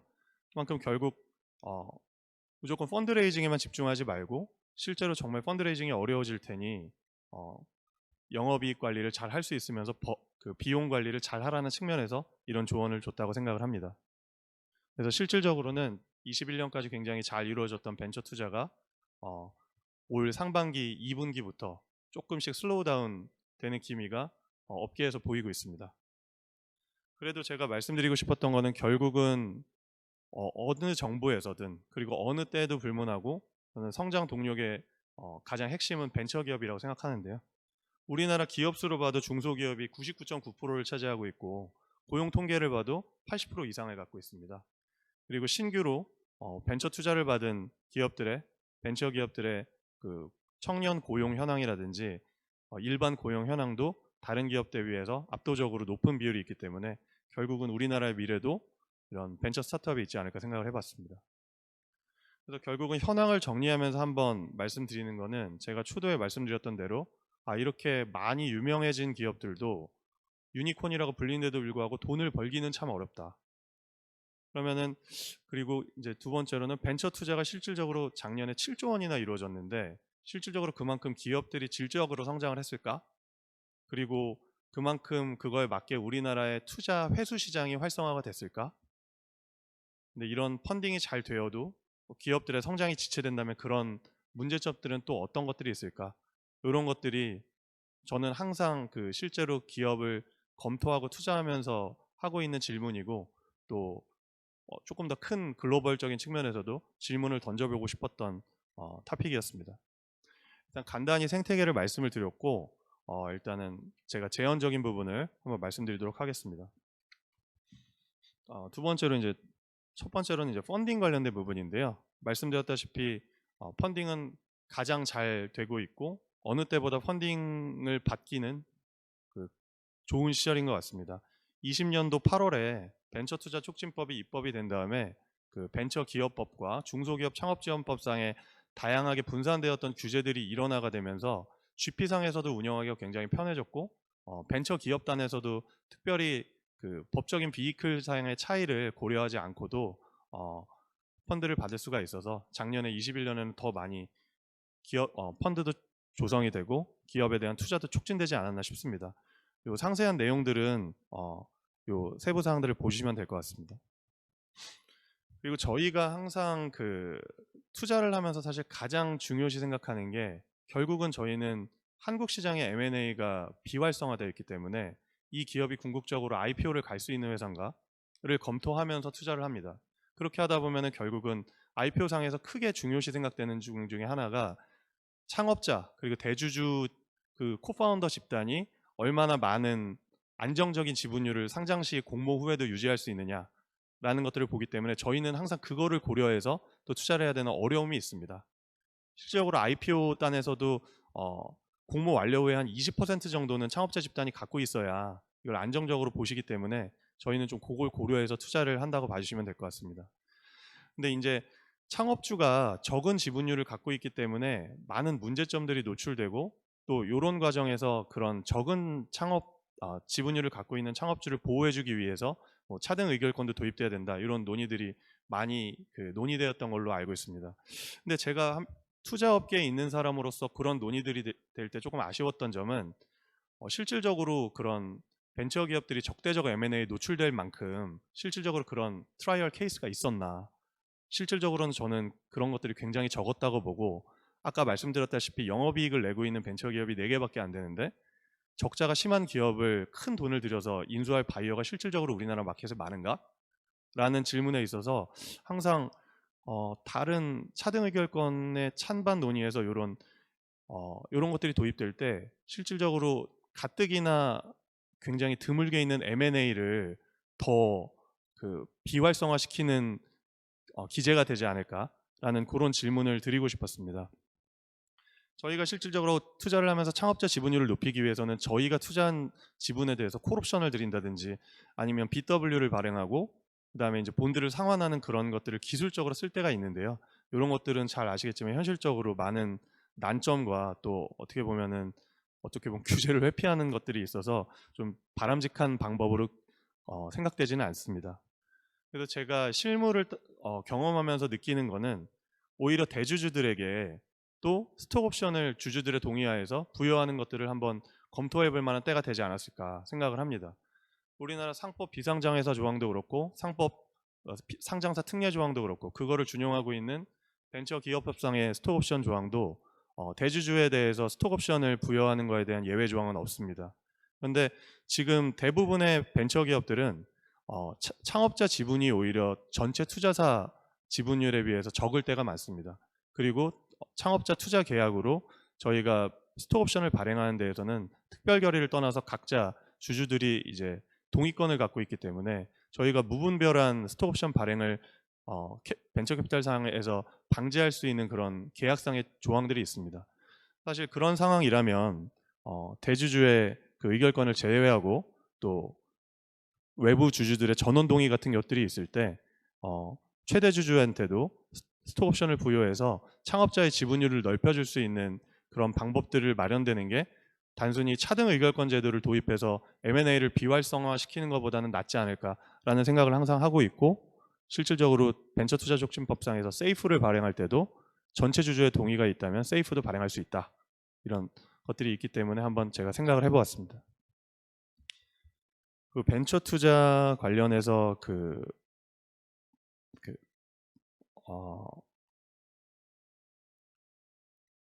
다음은 이제 벤처 투자 관련해서 특정한 주주한테 그런 동의권 그리고 투자 회수 관련될 수 있는 것들에 대해서 이제 많은 분들이 아시다시피 판례가 있었는데요. 요거는 다른 논문에서 잘 보실 수 있으니까 요거는 생략하고 저희가 말하고 싶은 거는 결국 그때 판결에서 주주평등의 원칙을 말씀하셨는데 주주평등의 원칙보다는 그건 자본 충실의 원칙 그리고 반환 금지의 원칙을 위배했다는 점에서 주주평등의 원칙보다는 오히려 그 점이 적용돼야 될 것 같고, 실질적으로 저희는 그 비상장 시장에서 회수가 여의치 않은 상황에서 높은 밸류를 인정하면서 벤처 캐피탈사들은 투자를 하기 때문에 그만큼 다른 환경에서 투자하는 것만큼 어떤 프로텍션 조항이라든지 정보 공개권을 요청하는 것은 주주평등의 원칙에 위반된다고 꼭 볼 수는 없다라는 말씀을 드리고 싶습니다.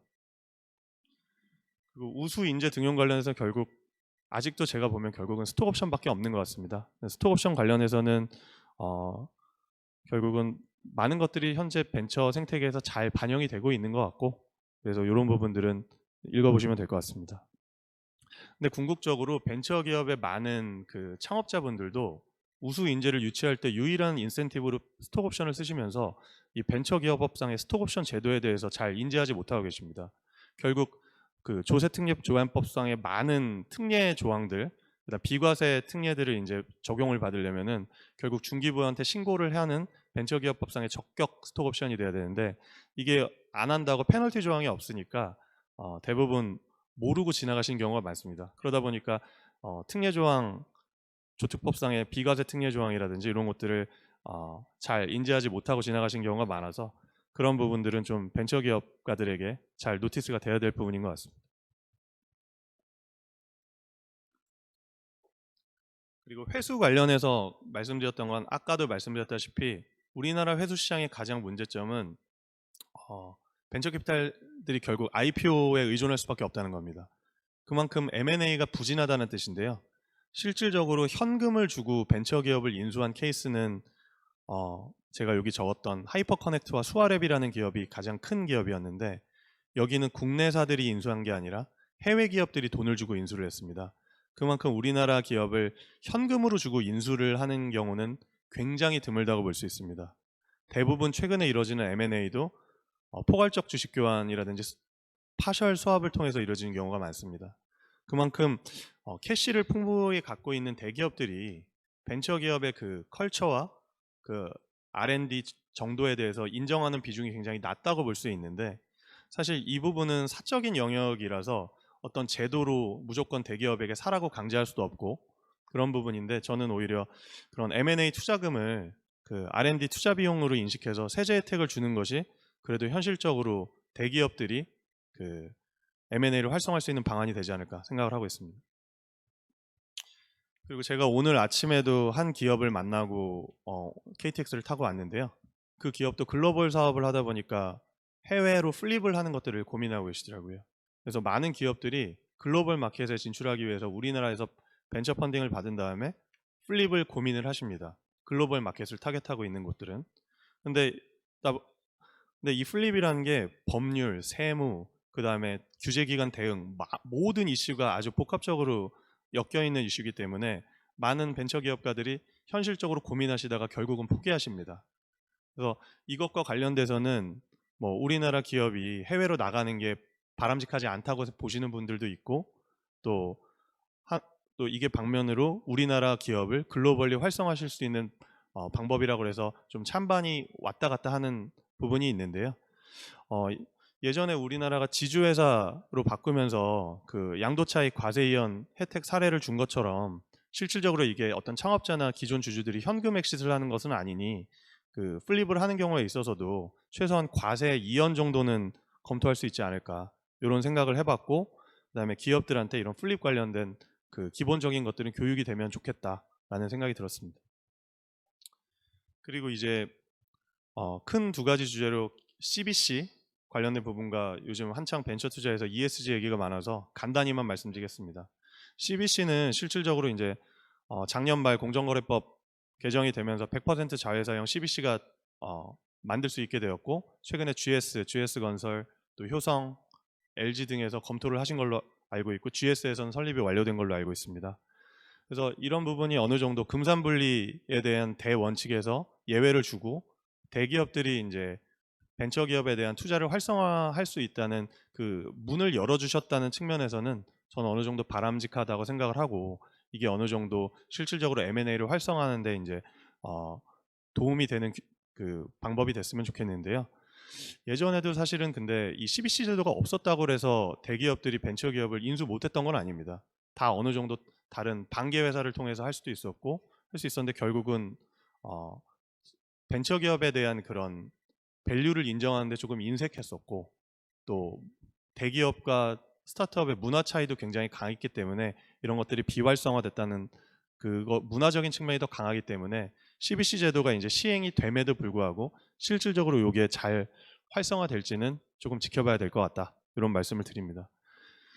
그리고 이제 ESG를 마지막으로 말씀을 드리면 이제 국내 저희 같은 벤처 캐피탈사들한테 LP로서 하고 계신 국내 기관 투자자들이 거의 탑 프라이어리티로 요즘에 생각을 하고 계신 것 같습니다. 그래서 결국은 많이 강조가 되고 계신데 저희도 GP 측면에서 ESG 중에서 G를 안 고려하고 투자해 본 적은 단 한 번도 없습니다. 말씀드렸다시피 창업자의 지분율, 그다음에 창업자의 모럴 해저드를 방지하고 다른 그 기업을 운영하고 이런 것들을 방지하는 게 저희가 투자를 하면서도 중요시하는 거기 때문에 G 분야에 대해서는 저희는 항상 최우선 순위를 갖고 고려를 했었습니다. 지금의 ESG는 오히려 인바이런먼트랑 그 소셜 임팩트적인 측면에서 강조가 많이 되고 있는 것 같은데 이 부분이 지금 새로운 정부에서 어떻게 잘 도입이 되고 벤처 투자에서도 적용이 될지 저도 지금 궁금합니다. 근데 제가 드리고 싶었던 제언은 이거를 결국 수행하지 못했던 기업에 대해서 페널티보다는 이건 잘한 기업에 대해서 인센티브 주는 방식으로 가야 되고 궁극적으로 벤처 기업들은 사실 인프라나 인력 같은 그런 것들이 많이 부족합니다. 그런 기업들에 대해서 대기업과 동일하게 모든 ESG 가이드라인을 다 똑같이 적용한다면 굉장히 큰 부담으로 작용할 거기 때문에 그런 부분들은 조금 더 벤처 기업의 특성을 잘 고려해서 유연하게 적용해야 하지 않을까 생각을 하고 있습니다.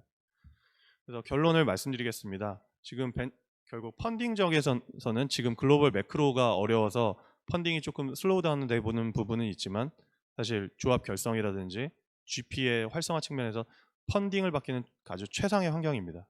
근데 결국은 그런 펀딩을 받은 기업들이 좋은 인재를 유치하고 투자금을 회수하는 그 선순환이 이루어져야 되는데요. 결국은 이런 상사법적인 그 논의 외에도 각 기업들이 처해 있는 그 규제들이 있습니다. 이제 그런 규제들이 샌드박스를 통해서든 네거티브 방식으로의 전환으로든 그것들이 잘 규제 완화가 돼야 될 것 같고 그런 ESG 같은 새로운 그런 가이드라인들은 벤처 기업에 있어서는 조금 더 유연하게 적용돼야 되지 않을까라는 한번 제언을 우선 드려봅니다. 우선 발표문을 마치겠습니다. 발표 준비도 많이 하시고 또 내용도 굉장히 많이 쓰셨는데 요령 있게 잘 짧은 시간에 발표하신 것 같습니다. 시간을 더 드리면 좋겠는데 이 정도로 마치고요. 우리 그 순서에 따라서 급하게 토론 준비를 하셨는데 아까 5분이라고 그랬는데 조금 더 단축해 주시면 감사하겠습니다. 우리 김원정 차장님 토론을 듣도록 하겠습니다. 네, 안녕하십니까. 오늘 최수정 연구위원 대신 토론에 참가하게 된 한국거래소 상장부의 김은정이라고 합니다. 일단 시작하기 전에 오늘 부득이하게 불참하게 되신 최수정 박사님 대신해서 양해의 말씀 드리겠고요. 대신 그 토론문은 저한테 보내주셔가지고 그 내용에 대해서는 제가 간략하게 전달을 하도록 하겠습니다. 일단 노 변호사님 발표 내용 잘 들었고요. 다들 알고 계시겠지만 뭐 여러 가지 제도적인 그 개선을 통해서 벤처를 이제 투자를 촉진하는 쪽으로 가고는 있지만 그 여러 가지 그 제도가 애초에 그 의도한 대로 제도가 실행되기 위해서는 한계점이 있는 것 같아서 그 점에 대해서 몇 가지 좀 지적을 하시고자 하는 것 같습니다. 일단 뭐 벤처 투자 촉진법의 제정과 개정을 통해서 VC의 자율성을 확보하는 방향으로 그 제도가 개선되기는 했지만 현재 법과 시행령에서 약간 모호한 부분이 있습니다. 일단 VC가 PEF의 지분을 취득할 수 없다고 법에는 되어 있는데 또 시행령에서는 PEF가 GP를 할 수 있도록 되어 있습니다. 그래서 이런 부분이 약간 충돌이 있어서 이런 그 중소벤처기업부에서 유권 해석을 통해서 그 창업기획자 즉 엑셀러레이터가 VC를 겸용하는 경우에는 PEF의 지분을 그 취득할 수 있도록 한다 이렇게 했는데 이게 약간 모호한 측면이 아직도 있기 때문에 이 점에 대해서 좀 개선이 필요할 것으로 보입니다. 다음으로 또 공정거래법의 작년에 전면 개정을 통해서 일반 지주회사도 기업형 VC 즉 CVC를 그 소유할 수 있도록 했는데요. 제도를 그 허용한 것은 좋았지만 하면서 동시에 규제책을 동시에 마련을 했습니다. 예를 들면 그 일반 지주회사의 경우에는 100% 자회사 형태로만 그 CVC를 CVC를 설립할 수 있도록 했고요. CVC 펀드의 외부 자금이 40%로 또 제한이 되어 있습니다. 또 더불어서 계열사라든지 총수가 지분을 가지고 있는 회사에 대해서는 투자가 금지되어 있습니다. 그래서 그 공정거래법의 개정을 통해서 CVC를 허용을 했음에도 불구하고 이게 실질적으로 활성화되는 데 있어서는 한계로 작용하는 게 좀 아쉽다라는 면이 있는 것 같습니다. 또 최근 뭐 논의되고 있는 복수 의결권 주식이나 이런 거에 대해서는 여러 가지 단점도 조금 있기 때문에 이거에 대해 좀 신중한 접근이 필요하겠다 이런 점도 지적을 해주셨고요. 마지막으로 발표자께서도 말씀을 해주셨지만 ESG가 요즘 되게 강조되는 측면이 있기는 하지만 특히 벤처기업이나 이런 중소형 기업에 대해서는 규제에 대해서 적응하는 게 상당히 좀 어려운 측면이 있기 때문에 단계적으로 조금 유연하게 그 시행하는 게 좀 필요하다고 보여진다고 하셨습니다. 또 마지막으로 최근에 이제 뭐 여러 가지 기업 환경이나 산업 환경이 굉장히 급변하고 있는데 이런 제도적인 뭐 개정이나 이런 것들도 그거에 발맞추어서 시의적절하게 기민하게 이루어져야 되는 게 되게 중요한 것 같다고 말씀을 하셨습니다. 이상으로 토론을 마치겠고요. 다시 한번 그 부득이하게 참석하지 못한 최수정 박사님 대신해서 양해 말씀드리겠습니다. 감사합니다. 예, 수고하셨습니다. 다음은 동아대 노미리 교수님 토론 부탁드립니다. 예, 안녕하세요. 동아대 노미리 교수입니다. 토론에 앞서서 상사법 학회에서 토론할 기회를 주셔서 감사드립니다. 네, 발표자께서는 국내 벤처 생태계 현황과 활성화를 위해서 필요한 사항을 각 항목별로 일목요연하게 정리해 주셨는데요. 이런 발표자 노고에 감사드립니다. 그리고 제 개인적으로도 벤처 투자에 대해서 다시 한번 생각해 볼 수 있는 계기가 되어서 큰 도움이 되었습니다. 저는 그 발표문의 전반적인 내용에는 공감합니다만 몇 가지 궁금한 사항에 대해서 질문을 드리는 것으로 토론을 가름하고자 합니다. 일단 자료집 기준으로 100면입니다. 이제 펀딩에 대한 내용이 나와 있는데요. 이제 벤처 투자 촉진법이 입법되면서 이제 중견 기업에 대한 투자가 가능해지고 창업자, 벤처기업 등에 대한 40% 투자 의무가 20% 수준으로 완화되는 등 투자 제한에 관한 규제가 이전보다 완화되었습니다. 투자 제한 완화로 인해서 펀드 운용의 자율성이 강화되었을 수 있을지는 모르겠으나 벤처 투자 촉진법 제정 취지와는 달리 창업기업 및 벤처기업에 대한 투자 축소가 이루어질 것으로 생각됩니다. 벤처 투자 촉진법이 실제로 시행된 지 1년이 약간 못 되었는데요. 지금 업계에 계시니까 벤처기업에 대해 투자했던 부분이 실제로 중견기업으로 많이 옮겨갔는지 그리고 교환사채에 대한 투자 비중이 실제로 증가하였는지 그 펀드 운용 방향이 어떻게 바뀌었는지 여쭙고 싶습니다. 그리고 두 번째 질문입니다. 자료집 102면 관련해서 스톡 옵션에 대한 설명을 하셨습니다. 그래서 본인의 책임 아닌 사유로 인해서 퇴사하였을 때 스톡 옵션 행사 가능 여부는 비상장 회사와 상장 회사가 다릅니다. 근데 인용하신 벤처기업 주식 매수 선택권 계약서 샘플 내용을 보면 상법 제340조의 4, 인용하신 대법원 판결 취지에 반하는 것은 아닌지 어떤 취지에서 그런 내용을 이제 발표문에 언급하신 건지 부연 설명 부탁드립니다. 그리고 이제 마지막 질문입니다. 자료집 103면에 이제 회수에 관한 언급을 하셨습니다.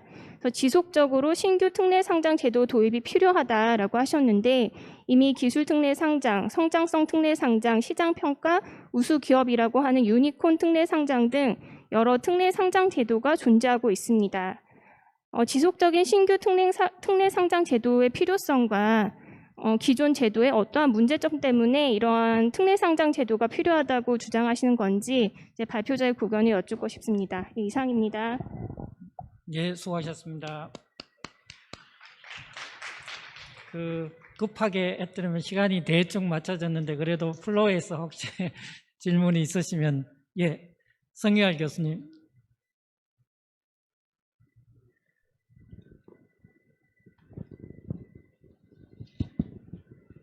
예, 노 변호사님 발제 잘 들었습니다.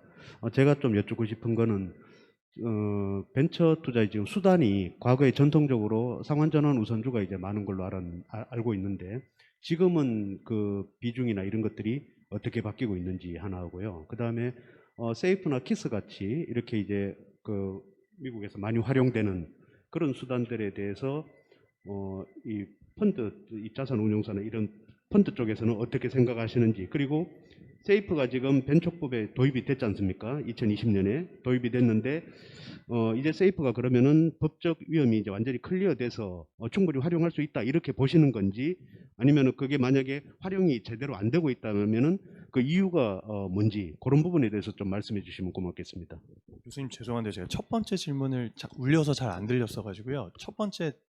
질문만- 전통적으로 상환 전환 우선주가 제일 많은 걸로 알고 있는데 투자 수단으로 지금은 전체적으로 그 투자 비중이 수단들이 어떻게 지금 분포가 되어 있는지 그 네, 부분입니다. 잘 알겠습니다. 네네.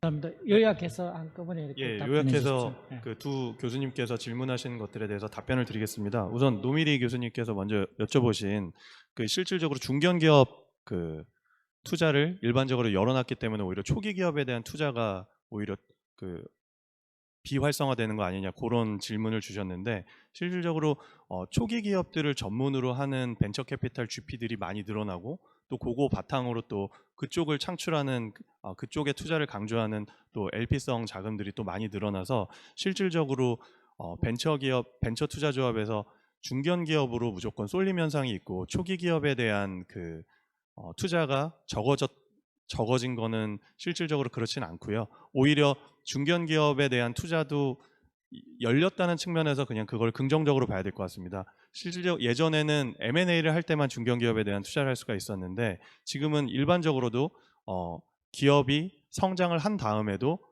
벤처 캐피탈한테 투자를 받을 수 있게 됐다는 그게 열렸다는 측면에서 오히려 이 부분에서 초기 기업에 대한 투자가 비활성화된 것은 아니고요. 그리고 이제 EB 같은 경우도 여쭤봐 주셨는데 EB를 실질적으로 하려면은 그거는 최소한 모자 회사 구조가 있거나 하는 경우가 전제되어야 될 것 같습니다. 그런데 그렇게 스타트업이 자회사를 가지고 그렇게 하는 경우까지는 많지 않기 때문에 EB가 열리긴 했지만 EB 투자를 아직 많이 보지는 못했던 것 같습니다. 예전에도 사실 창업투자조합에서는 EB를 활용할 수가 있었는데 그 예전 상황에서도 이제 EB를 쓰는 경우를 많이 보진 못했습니다. 다만 벤처 투자 조합에서 EB를 못 썼는데 이제 그게 전체적으로 합쳐지면서 규제가 일어났다는 측면에서 말씀을 드렸고요. 그다음에 이제 벤처 기업 두 번째로 그 벤처 기업 스톡 옵션 관련해서는 원래 벤처 기업이 아닌 비상장사 경우에는 예외 없이 자기의 그 책임 있는 이유가 아니라도 그 2년 이내에 퇴사를 하면은 스톡 옵션을 행사하지 못한다. 그게 이제 예전부터 대법원 판례로 있었는데 그 벤처 기업인 경우에는 그 비상장사라도 이게 가능합니다. 그래서 이제 그게 제가 여기서 그 반영을 했던 취지는 벤처 기업이 아닌 비상장사한테는 그 판례가 적용이 됐는데 벤처 기업인 그 비상장사에게는 이 스톡 옵션 2년 이내에 퇴사를 해도 행사할 수 있는 것들이 잘 그 취지에 맞게 반영이 되고 있어서 그 부분은 오히려 다행이라는 측면에서 말씀을 드린 거였고요. 세 번째 이제 특례 상장 측면에서 말씀드리면은 이게 상장 제도 같은 경우는 그 벤처 투자의 결국 그 현황에 따라서 굉장히 민감하게 변형될 수밖에 없습니다. 그래서 최근에 가장 큰 변화라고 하면은 시장에서 1조 원 가치를 인정받은 유니콘 기업에게는 그 코스닥이 아니라 유가증권 시장에서 IPO를 갈 수 있는 그 특례 제도가 마련이 됐는데 그게 아마 제 1호로 그 이번에 쏘카가 되지 않을까라는 생각을 하고 있습니다. 그 제가 요거를 말씀드렸던 거는 계속 특례 상장 제도라는 거는 결국은 회사가 M&A가 활성화되지 않은 측면에서 IPO로 많은 기업들이 공개 시장에 나가고 그렇게 해야 되는데 기존에 있는 트랙만으로는 이게 이익이 안 나는 상황에서는 확실히 그 장에 올라가기가 어렵기 때문에 조금 더 그런 복합적인 경제 상황의 흐름과 그 벤처 투자 현황의 그 변화 무쌍한 그거를 잘 반영해서 새로운 특례 제도가 마련되는 것들이 필요할 것 같고 결국은 그 대전제로는 그걸 투자하는 그 개인 투자자들의 보호는 잘 선행이 돼야 될 것 같습니다. 우선 노미리 교수님에 대한 질문은 답변은 요걸로 하겠고요. 성 교수님 여쭤보신 바에 있어서는 RCPS 비중이 여전히 높은 것이 사실입니다. 저희가 기본적으로 보통주 투자를 하는 경우는 사실 굉장히 드물고 저희가 실제로 한 20건 정도의 투자를 하면은 기본적으로 유상증자에 참여할 때는 거의 다 RCPS로 투자를 하는 것 같습니다. 보통주는 정말 회사가 상장을 앞두고 IFRS로 전환을 한 경우에 하는 경우가 많은 것 같아서 여전히 RCPS가 아주 대부분의 그 투자 양식이다. 그거는 여전히 변함이 없는 것 같고요. 그다음에 이제 세이프 말씀을 하셨는데 아쉽지만 저희 회사에서는 아직 세이프를 투자해 본 적은 없습니다. 근데 세이프는 오히려 그 초기 투자 기관에서는 세이프를 많이 하시는 걸로 알고 있고 심지어 굉장히 큰 자산을 운용하고 있는 벤처사에서도 세이프를 투자하고 계신데 그래서 세이프의 활성화도를 제가 시장에서 느끼는 바를 말씀드리면은 활성화가 잘 되고 있는 것 같습니다. 다만 저희 회사 같이 아직 세이프를 투자하지 못한 기관이 물론 있는 거는 맞고요. 근데 이제 그게 만약에 그 조금 세이프 관련해서는 말씀드리고 싶은 거는 세이프가 그 벤처 투자 촉진법상의 하나의 투자 수단으로 들어온 거는 맞는데 단순히 그거를 그 세이프를 투자받은 기관은 이제 세이프만 투자받은 기관은 벤처 기업 인증을 받을 수가 없습니다. 그래서 그런 벤처 투자 촉진법과 벤처 기업법상에 좀 일원화가 돼야 될 것 같고 그다음에 이게 결국 상법상의 근거 규정이 없는 조항일 수도 있으니 그거를 상법상의 대근거 규정을 마련하는 게 맞지 않을까 이런 논의들이 이루어지고 있는데 그런 부분들은 많이 논의를 하셨던 것으로 알고 있습니다. 그래서 그 부분들은 저희 많은 학회 논의를 통해서 정말 상법에 그런 것들이 반영되는 것이 필요하다면 반영되는 것까지도 검토해 봐야 되지 않을까 생각을 하고 있습니다. 죄송한데요. 제가 아까 말씀하신 거 하나 바로 잡겠어. 죄송합니다. 하나만 말씀드리겠는데 저희 회사 일이어가지고 그 시총 단독 요건 그 시총 1조 원 이상이면 상장할 수 있는 승리 요건이 되었는데요. 그게 소카가 1호가 될 예정인 건 아니고요. 올해 2월에 상장된 LG 에너지 솔루션이 동요건으로 이미 상장이 된 바 있습니다. 그래서 물론 LG 엔솔은 다른 요건도 할 수 있었겠지만 이미 그 시총 요건으로 상장이 된 사례는 있어서 제가 부연 설명드리겠습니다. 제가 실수해서 죄송하고 잘 잡아주셔서 감사합니다. 제가 한 거는 거기 대기업 계열사였고 스타트업 측면에서 그렇게 검토가 되고 있다는 말씀을 드린 거였습니다. 잘 잡아주셔서 감사합니다. 감사합니다. 예, 청년 고용하고 우리 경제의 미래가 벤처기업에 달려있다고 하는데 저희 발표 시간이 너무 짧은 거 아닌지 모르겠습니다. 그래도 저희가 이제 다음 만찬을 위해서 이 자리를 비워줘야 된다고 하니까 아쉽지만 이번 발표는 여기서 마치도록 하겠습니다. 예, 감사합니다.